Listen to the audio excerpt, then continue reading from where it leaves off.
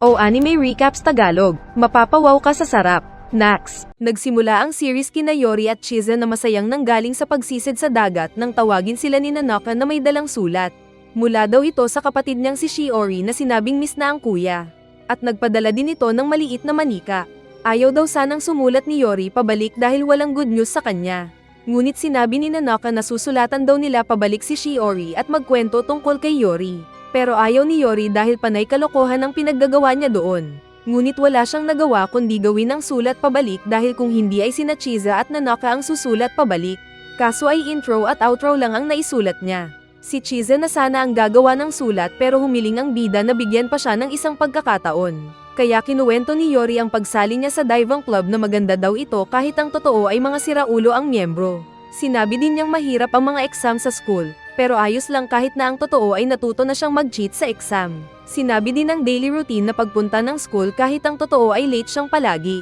Nasabi kalaunan ni Yori na sulat papel ang gamit ni Shiori dahil wala daw itong alam sa paggamit ng electronics kaya hindi alam ang pagsulat gamit ng email. Saka naghubad ang bida at sumama sa mga siraulong barkada. Nabasa naman ni Shiori ang sulat ng kuya. Pero hindi lingid sa kanya ang kalokohan ng kapatid dahil may camera pala ang manika na ipinadala niya sa kuya. Dumating sina Kuhei at Eina para mag-meeting sila. Habang kumakain ay nalaman ni Eina na naiiwan sina Chiza at Yori nang sila lang dalawa isang beses kada buwan. At nag-blush na nagtanong kung wala bang ginagawang kalokohan ang magpinsan. Kaya nagtaka si Chiza. Sinabi ni Eina na gustong-gusto daw ni Yori na pagmasdan ang hubog ng puwet ni Chiza. At nagpalusot naman si Yori na tinuturing nitong kapatid si Chiza. Kaso ay green-minded na sinabi ni Kuhei na kung ganun ay pinagnanasahan ni Yori si Chiza. Dahil ganun naman daw ang gamit ng kapatid na babae. Sinabi ni Chiza na walang nakakatandang kapatid ang ganun ng pag-uugali sa totoong buhay. Pero naalala ng tatlo ang ate ni Chiza na pinagnanasaan nito palagi ang damit ni Chiza at sinisinghot na parang shabu. Kaya hindi sila makasagot ng diretso.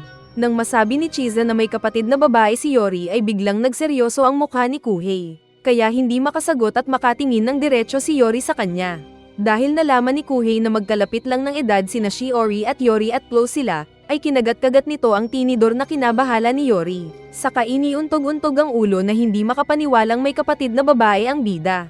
Sinabi ng mga babae na padalhan nila ng litrato si Shiori. Ngunit wala silang makitang magandang picture dahil panay hubad ang litrato ni Yori. May nakitang picture ang dalawang babae na itinago nila at ayaw ipakita kay Yori. Dahil nakikita daw ang siopaw ni Nanaka at ng isa pang babae. Narinig ito ni Yori na gustong makita ang picture. Pero nang ayaw ibigay ng mga babae ay kunwari mabait siyang nagpunta ng CR. Pero pagpasok ay interesado pala siyang masyado at binalak niyang magkunwari na hindi daw siya interesado. Sa kanya sisilipan ang litrato. Kalaunan ay nagpaalam na sina Eina at Kuhei at umalis. Nagnerbiyos si Chiza nang marinig ang bulong ni Yori. Pero paglingon niya ay mabait ulit ang mukha nito na nakangiti.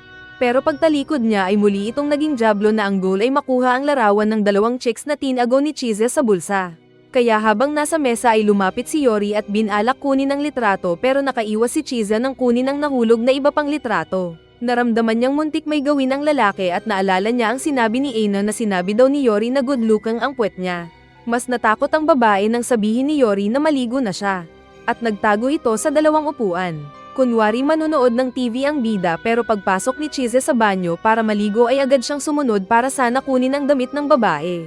Kaso pagbukas niya ng pinto ay naroon si Chiza na nahuli siya sa akto at hinabol. Kaya sinabi ng lalaki na gusto lang naman kunin ang damit ng babae. Naliligo ang bida nang maubos ang shampoo niya. Kaya ginamit niya ang isang panglinis ng banyo. Pero napasigaw siya sa sakit dahil napaso ang mata niya. Paglabas niya ay nakita niyang nakadapa ang babae sa sofa. Naalala niya ang litrato at huhulihin na sana ang tambukol. Pero natigil siya dahil nagpalit na pala ng shorts ang babae. Habang mag-isa ay naisip ni Yori na tinapon na ni Chiza ang larawan sa basurahan. Kaya pinasok niya ang kwarto ng babae na natutulog at kinuha ang basurahan. Pero gising pala ito na hawak-hawak ang larawan na nais ng bida. Inamin ng bida na ito ang gusto at binalak agawin sa kamay ng palaban na babae. Umatake si Yori at binato siya ng libro ni Chiza.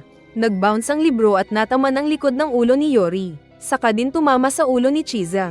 Kaya pareho silang bagsak na magkapatong sa kama. Kinaumagahan pag-uwi ni Nanaka ay nakita nitong walang tao.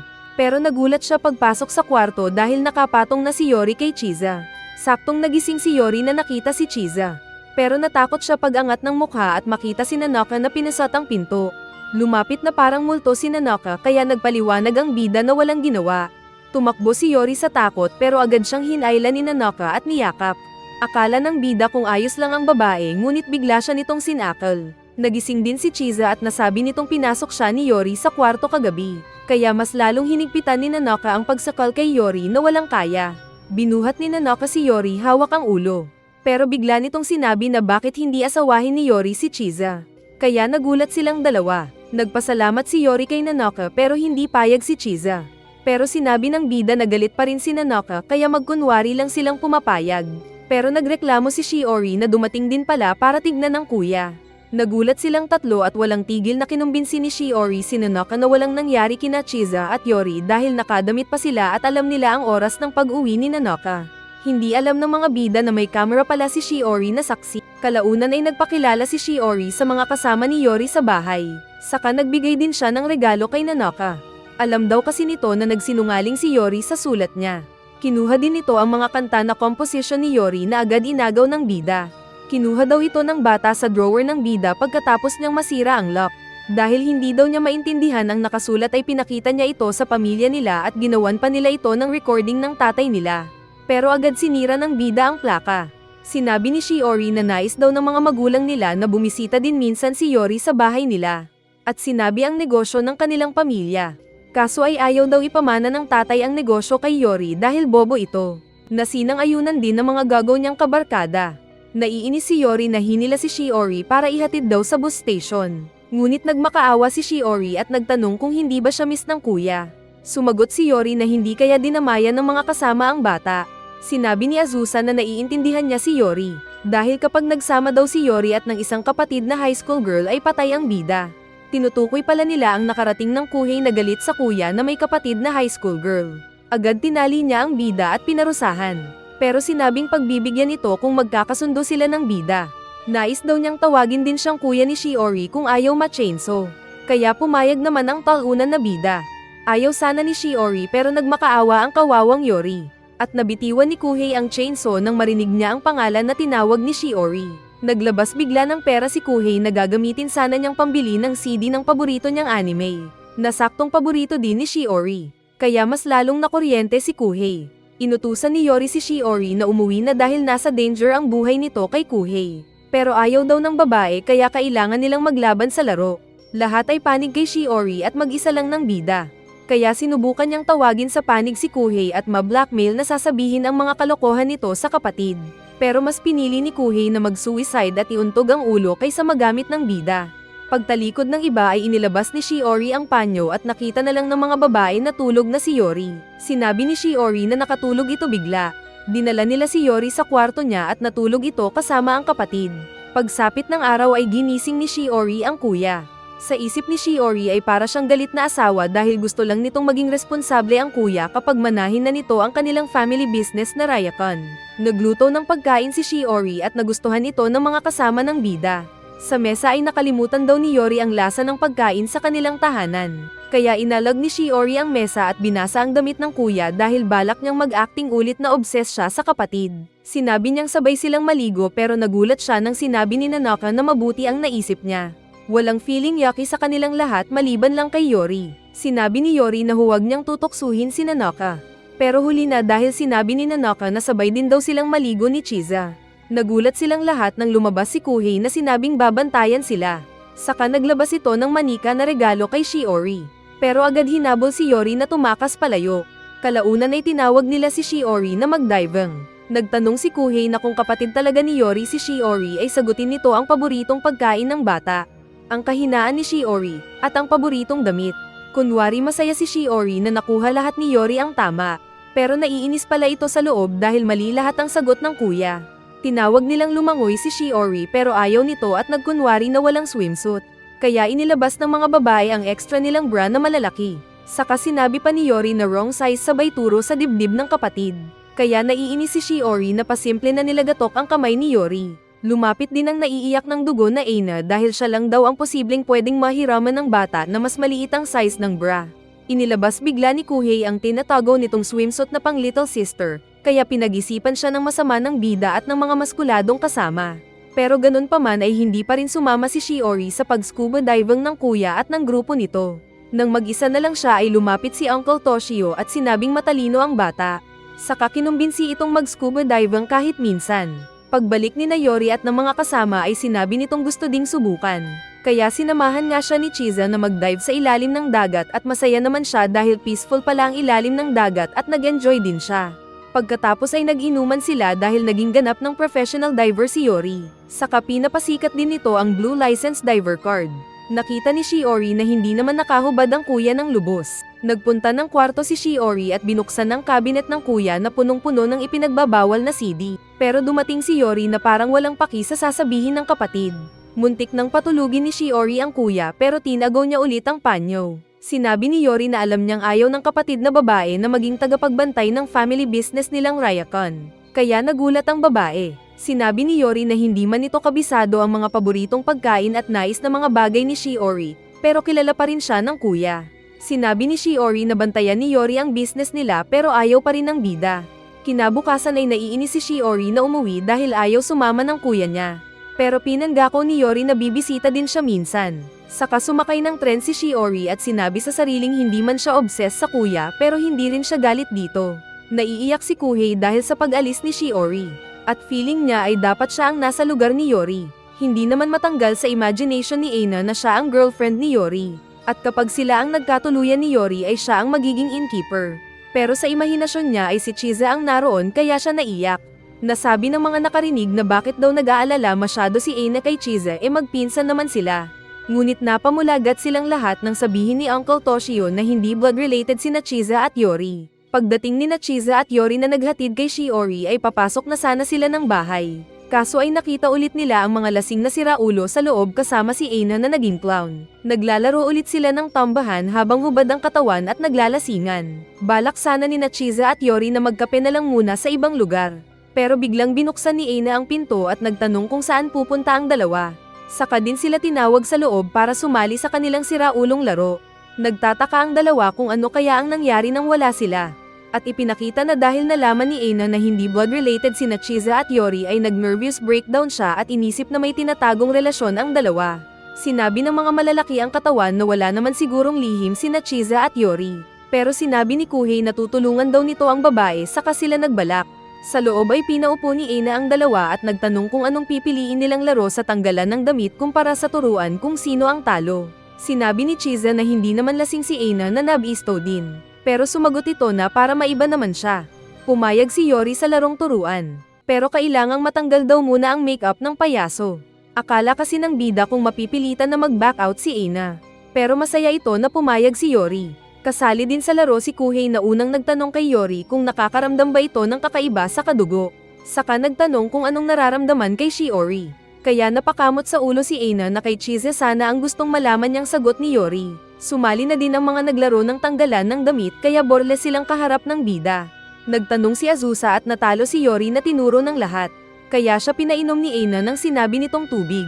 Sisindihan sana ni Yori ang alak pero pinigilan siya ng babae at pinilit na inumin ito ni Yori. Nagtanong naman si Yori kung sino ang matagal maligo. Pero tinuro siyang lahat ng mga manlalaro. Kaya siya ulit pinainom ng San Miguel. Alam ni Yori na pinagtitripan siya pero nais niyang bumawi. Nagtanong ulit siya kung sino sa kanila ang nais maging otako. Pero siya pa rin ang tinuro ng lahat imbes na si Kuhei. Kaya muli siyang pinainom ni Aina ng malakas na alak. Sa next round ay hindi pa siya nakakapagtanong nang ituro siya ng lahat. Kaya alam niyang dinadaya na siya ng mga ito. Nagtaka si Aina dahil nakadami na ng baso ng alak si Yori pero hindi pa siya nalalasing. At sumagot si Yori na tubig lang ang mga nainom niya. Kaya uminom nga si Aina ng inakala nitong tubig pero alak pala saka natawa si Yori dahil kunwari iniinom niya ang mga ito pero tinatapon lang pala.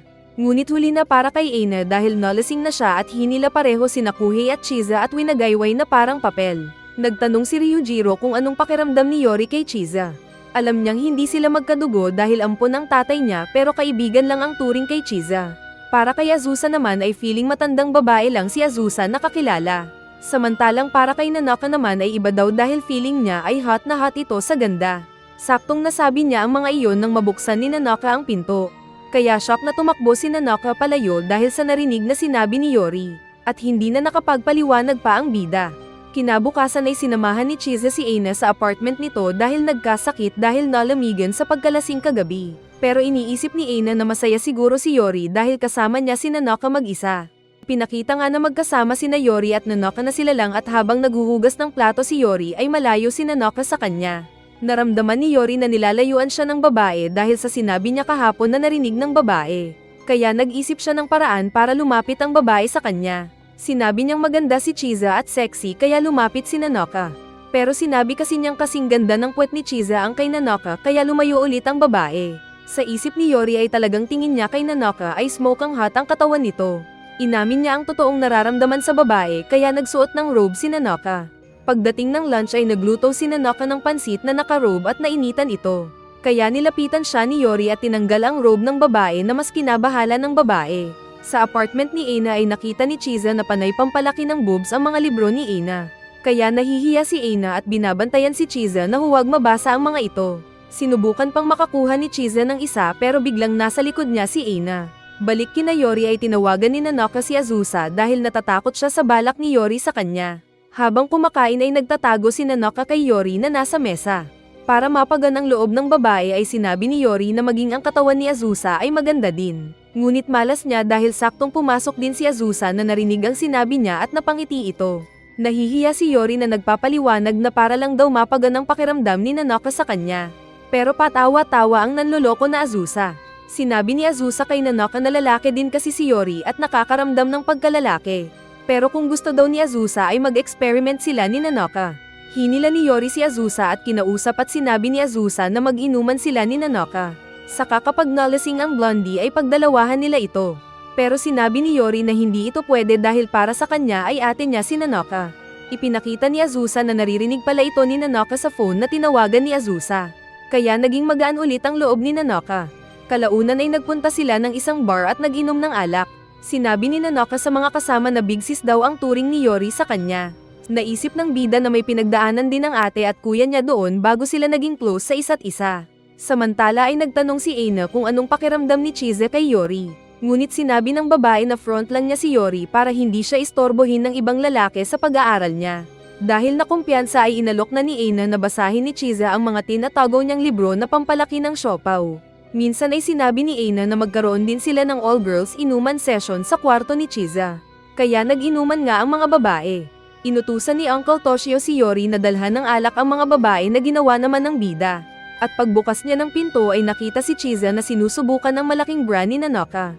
At nakita siya ni Chiza kaya agad tumakbo ang bida pero nahuli ni Chiza na pilit nagpaliwanag kung anong nangyari. Kaya napangiti na lang na umuo si Yori. Sa kwarto ng mga babae ay nakita ni Aina na mas malaki yung siopaw ng kasama kaya nasabi niyang unfair ang nagbibigay ng malusog na hinaharap. Nagtanong siya ng sekreto ni Azusa. At sumagot si Azusa na masahe lang daw ang kailangan. Saka nakangiti siyang lumapit kina Aina at Chiza na na-corner sa gilid. Inutusan ulit ni Uncle Toshio ang bida na dalhan ng pulutan ang mga babae. At pagbukas niya ng pinto ay nakita sina Nanoka at Azusa na minamasahe si Chiza. Kaya napanganga si Yori. Saka din tinawag si Chiza sa labas at sinabing maging cool lang ito.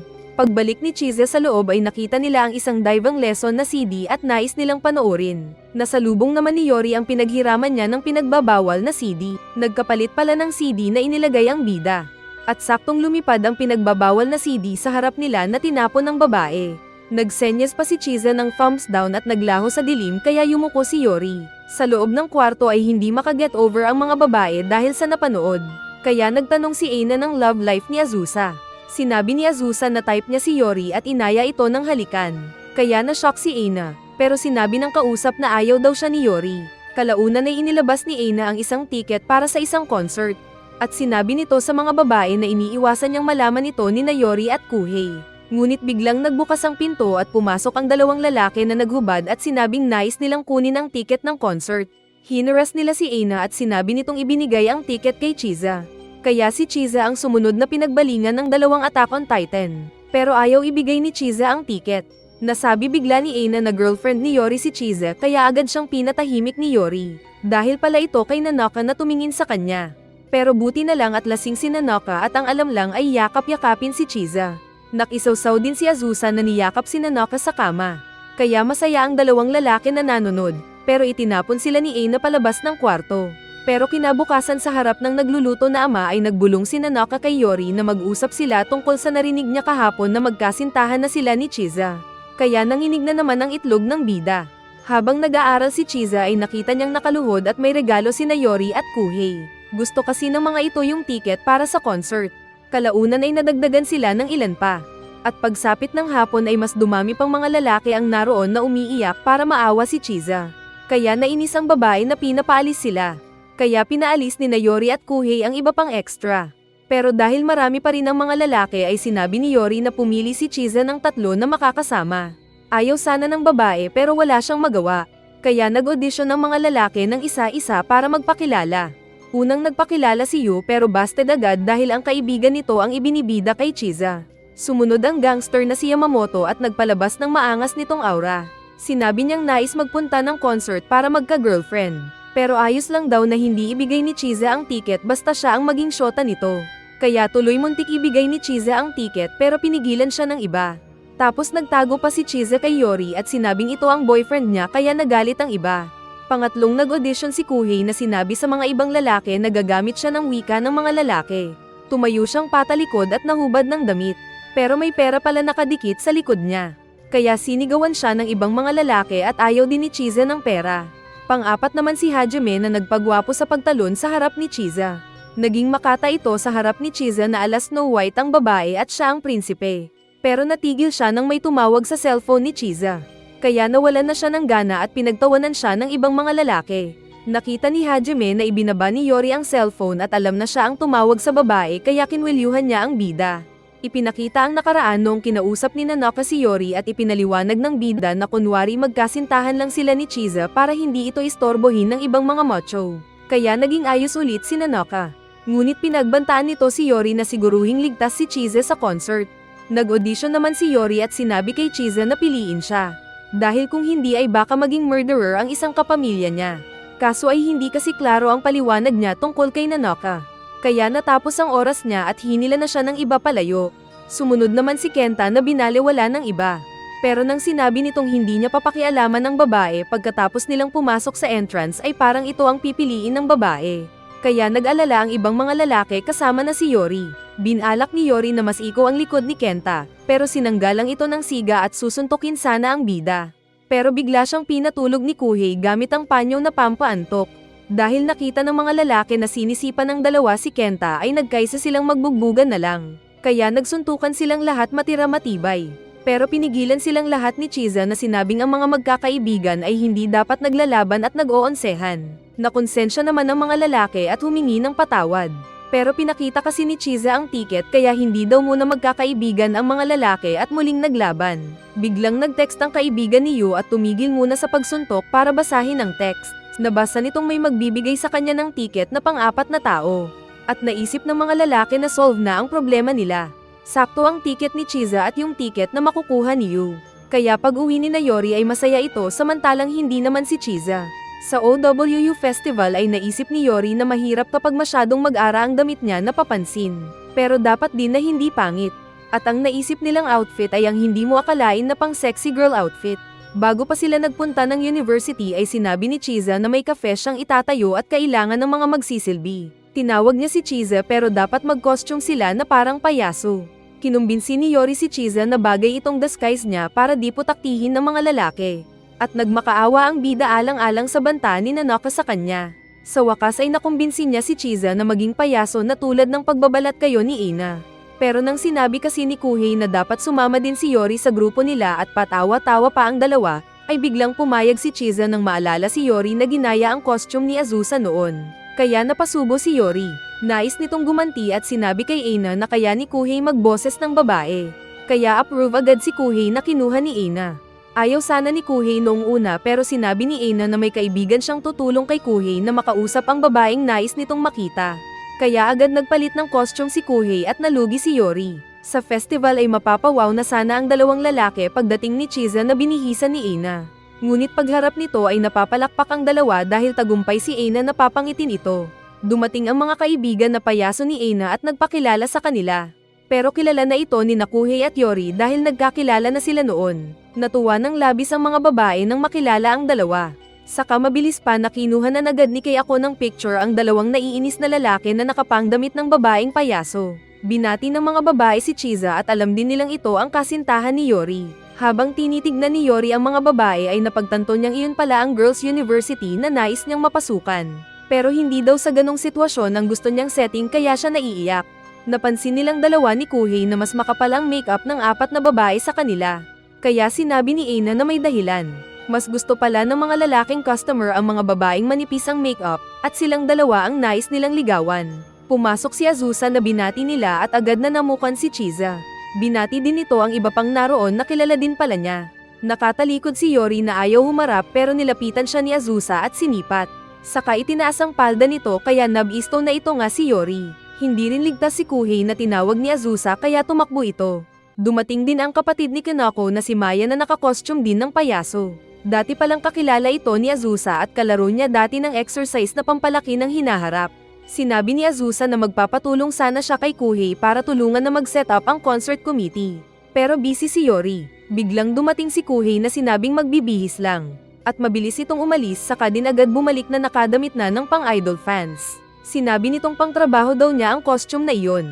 Pagkaalis nila ay humanga si Maya dahil sa costume ni Kuhei. Sinabi ni Yori na mukhang madumi daw ang costume ni Kuhei na kinalungkot ni Maya na nasaktan. Pero sinabi din ng bida na dahil doon ay mas napapahanga siya kay Kuhei.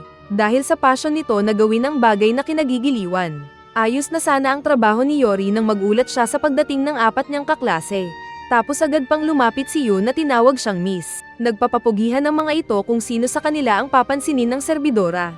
Kaya naisip ni Yori na hindi siya namukan ng mga kakilala.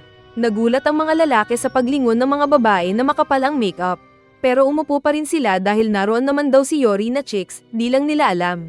Narinig ni Yori na pinag-uusapan siya ng 4 na kaibigan na buti na lang daw at hindi nila siya kasama dahil kapag nagkaganon ay mawawalan sila ng pagkakataon na mag-chicks. Kaya nakaisip ng kalokohan ng bida na pagtripan ng 4 na lalaki. Kunwari nagtanong siya ng order ng mga ito at sinabi ni Yu at Hajime na iced coffee ang order nila. Pero paglapit niya kay Yamamoto ay tinawag niya itong virgin kaya over naman sa pagdenay ang lalaki. Kinantsawan tuloy siya ng mga kasama na tinawag na Eternal Virgin. Pero iced coffee din ang order nito. Sinubukan niyang mag-offer ng kape na alcohol base kaya listo naman ang pag-oo ng mga ito. Kaya umalis agad si Yori kahit wala pang nakukuhang order si Kenta. Sa loob ay hinanap niya ang alcohol pero hindi niya makita. At sinabi ng boss na Aina na huwag mag-serve ng malakas na alak para di sila tanggalin. Pero nagbigay ito ng alternative na ibinigay naman ni Yori sa mga kasamang hindi siya namumukhaan. Pag-inom ng mga ito ay sinabi ni Yori na nilagyan niya ito ng tinta kaya galit ang mga lalaki sa kanya.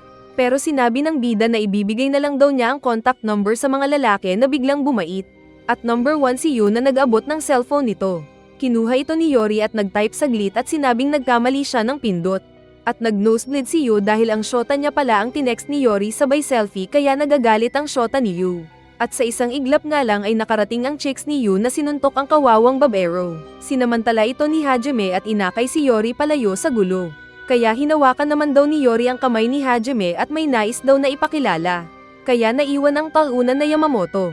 Pero paglabas nila ay pulis pala ang tinawag ni Yori kaya hinila nila si Hajime na pinagbintangan ng bida na nagchancing sa kanya. Idinamay ni Hajime ang kasama nitong si Yamamoto kaya dinakip din siya. At hindi din ligtas si Yu na tinuro ni Yori. Kaso ay nagalit si Aina na pinagalitan si Yori. Kaya pati siya ay pinalabas ng University Festival. Nag-away silang 4 ng saglit pero agad ding tumigil at nag-isip ng bagong gagawin. Nakita nila ang isang truck na nagbo-broadcast tungkol sa festival. Kaya pinanood nila ang balita sa cellphone. At nalaman nilang may second face pala ang mga payaso na babae at ipinakita nila ang tunay nilang ganda. Dahil dito ay nasayangan ng mga lalaki dahil ang gaganda pala ng mga babae. Agad nilang pinuntahan ang mga bantay at nagmakaawa na papasukin sila. Nagborles pa ang mga ito para lang papasukin. Ngunit mas lalo lang silang pinaalis ng mga bantay. Nasabi nilang ginawa na nila ang mabuting paraan. Kaya gagawin naman nila ang puwersadong paraan para makapasok. Samantalang sa loob ay hindi pa rin nakaka-order si Kenta na hindi pinapansin ng mga chicks. Nag-teamwork ang mga bida at nagtulungan sila para makapasok sa bakod. At tagumpay naman silang bumagsak sa loob ng ligtas. Pero mayroon pa rin yung mga gwardiya na pinalabas ulit sila. Nag-iisip sila nang biglang sinabi ni Yori at Hajime na may plano sila. Nagpanggap silang walang naririnig at walang pakialam sa mga guard na nagbabantay sa loob. Kaya nakapasok naman sila ng gate. Pero hindi daw tanga ang mga guard at hinuli ulit sila na pinaluhod sa lupa. Sinabi ng mga babero na hindi daw sila susuko na makapasok. Sinenyasan ni Hajime at Yori na tumakbo sina Yamamoto at Yu. Kaya tumakas sila pero nahuli din agad ng mga security. Pero sinabi ng dalawang mastermind na decoy lang pala ang dalawa at sila talaga ang tatakbo at iiwan ang mga kasama. Ngunit hindi rin pumayag sina Yu at Yamamoto na hinawakan ng paa ng dalawang kasama at iwan sila. Kaya sa huli ay pinalabas ulit silang lahat ng mga guards saka sila nag-aaway. Sinabi ng mga kasama ng bida na baka pinipilahan na ng mga lalaki ang mga chicks. Kaya naalala ni Yori si Chizen na kitang-kita ang ganda nito, kapag may nanligaw ay siguradong lagot siya kay Nanoka. Dumating si Azusa na binati si Yori kaya nainggit ang tatlo na kinwelyuhan ang bida. Sinabi ni Yori na huwag na silang umasa dahil malayo ang liga ni Azusa sa kanila. Pinakiusapan ni Yori ang babae na papangitin ulit ang itsura ni Chiza para walang mangharas at hindi siya malintikan kay Nanoka. At pumayag namang tumulong ni Azusa. Nang malaman ni Azusa ang nangyari kaya sila pinalabas ay sinabi ng babae sa lahat na pwede silang makapasok ulit bilang tauhan na tutulong sa pag-setup ng stage ng concert na inaayos ng crew ng babae. Kaya masayang nakapasok ulit ang mga babero. Sa loob ay nakita nila si Kuhei na nag-aayos din at napansin ni Yori na seryoso ito sa pagtatrabaho at kinakausap ng mga staff. Nanlaki ang tenga ni Yori nang sabihin ng mga babaeng staff na ang pogi daw ni Kuhei. Saka nagalit din ang tatlong bugok na sinabing traidor daw si Kuhei kaya kailangan nilang parusahan ng masakit na kamatayan. Ngunit pinigilan sila ni Yori at sinabing imbes na saktan ay gamitin nila si Kuhei para ma-chicks ang mga babae. Nilapitan nila ang mga babae at sinabing dahil nakakapagod ang magtrabaho ay baka kailangan ng mga itong mag-relax. Sinabi ng mga babae na oo daw. Kaya inaya sila ng mga babero na mag-inuman pagkatapos ng trabaho. Alanganin ng mga babae pero itinuro ni Yori si Kuhei na sasama daw. Kaso ay biglang si Kenta ang nasa likod nila na nakita ng mga babae na pangit. Kaya umayaw ang mga ito. Kaya sinuntok nila ang pangit paalis. Saka din agad na itinuro si Kuhei na gusto ng mga babae kaya agad ding pumayag ang mga ito na ikinasaya ng may balak na Yori. Saka din nag-cheers ang mga lalaki dahil mayroon na silang mga chicks mamaya. Nang matapos ang trabaho ay binigyan ng boss si Kuhei ng front seat concert ticket dahil sa ginawa nito. Kaya napaiyak ang lalaki na kinabahala ng boss. Dumating bigla sina Yori at ng mga boys at pinilit si Kuhei na sumama sa kanila para uminom. Ayaw sana ng Blondie pero wala itong nagawa nang hilahin na siya ng mga tigang boys. Sa inuman ay si Kuhei ang gusto ng mga chicks na kanilang pinaligiran. Kaya naiinis ang limang lalaki dahil wala ni isang babae ang may gusto na kausapin siya. Hindi interesado si Kuhei sa mga babae, saka sinamantala ito ng ibang mga lalaki na sabihing puntahan na ni Kuhei ang concert. Pilit na pinipigilan ng mga babae si Kuhei nakipag-inuman na lang sa kanila dahil mas magsasaya daw siya kaysa sa concert. Pero sinabi ni Kuhei na ang concert daw ang pinakapangunahing goal niya kaysa sa pakikipag-inuman sa mga babaeng naroon. At para umalis na ang balakid ay kunwari sinabi din ng mga tigang boys na huwag pigilan ng mga babae si Kuhei. Isang babae ang nagpakyut na nilapitan si Kuhei at sinabing manatili na lang ito. Pero wala rin siyang nagawa nang umalis na si Kuhei na excited sa concert. Pag-alis ng Blondie ay ipinakita ng mga tigang boys ang litrato ni Kuhei noong nakakostume siya bilang otako. Kaya nang hinayang ang mga babae sa kagwapuhan niya. Kalaunan pa ay masayang nagpabida ang mga lalaki sa mga babae. Sinabi ng mga babae na masaya siguro kung magpunta silang lahat sa beach. Dahil dito ay biglang nanginig ang mga lalaki na baliktad pa ang hawak na baso. Saka pa sinamba ng talunan na Yori ang mga chicks. Habang busy ang concert ay minasahe naman at pinagsilbihan ng mga lalaki ang mga babae. Sinabi ng mga babae na maganda pa rin kung tawagin ng mga lalaki si Kuhei na sumama sa kanila. Sumagot naman si Yori na iniwan naman sila ni Kuhei sa inuman kaya alanganin na sasama ito sa kanila. Nakatanggap ng text si Yori mula kay Kuhei na nawawala daw ang tiket nito. Sabay ipinakita ng babaeng pink ang buhok na hawak na nito ang tiket ni Kuhei.